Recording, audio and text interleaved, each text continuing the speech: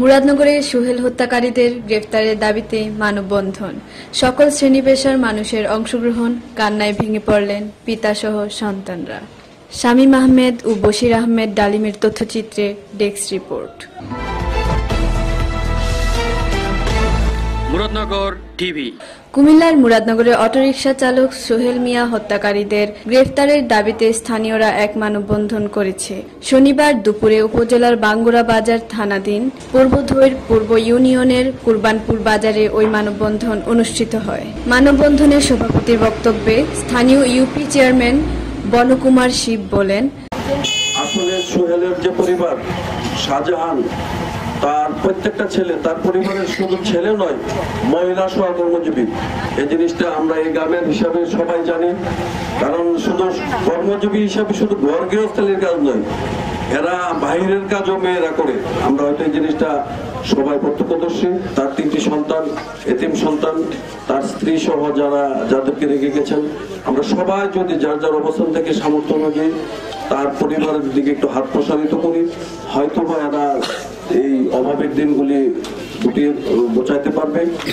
এই জবাব এখানে যারা আমরা অভিভাবক, এখানে যারা পিতামাতা আছি, এই জবাবের দেওয়ার কারোর ক্ষমতা নাই।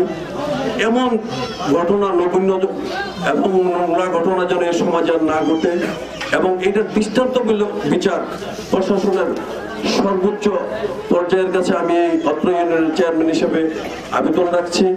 সাবেক মেম্বার আব্দুল কুদ্দুস ক্যাশন বলেন, প্রশাসনের দ্বারা আমার গ্রামবাসীর পক্ষ থেকে কুরবানপুরের সোহেলকে 29 তারিখ সন্ধ্যা 8 ঘটিকার সময় বাঙ্গুরার উত্তরে মুখলিসপুরের পশ্চিম দিকে যেই নাটকীয় হত্যাকাণ্ড হয়েছে, প্রশাসনের দ্বারা আমার অকুল আবেদন দৃষ্টান্তমূলক শাস্তি এবং সোহেলের হত্যাকারীকে গ্রেপ্তার করে তার উপযুক্ত শাস্তি, ফাঁসি, মৃত্যুদণ্ড দেওয়ার জন্য প্রশাসনের দ্বারা আমাদের গ্রামবাসীর পক্ষ থেকে বিশেষভাবে অনুরোধ। কুরবানপুর জিএম উচ্চ বিদ্যালয়ের সভাপতি হাজী আব্দুর রউফ বলেন,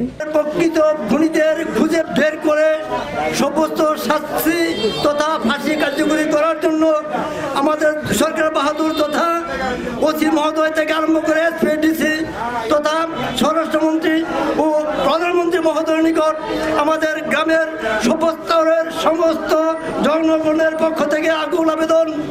আমরা এই নৃশংস হত্যার প্রকৃত বিচার চাই।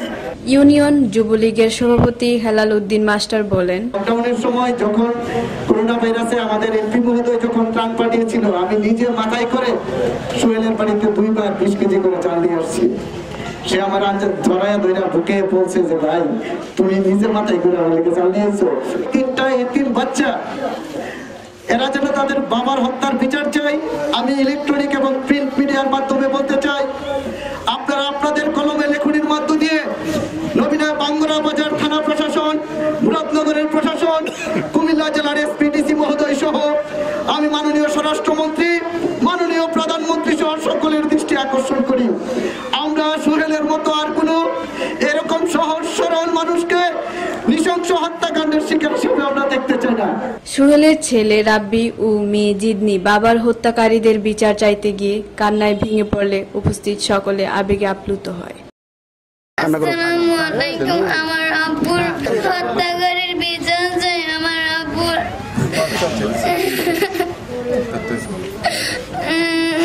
কিছু বললেন না, কান্না করো।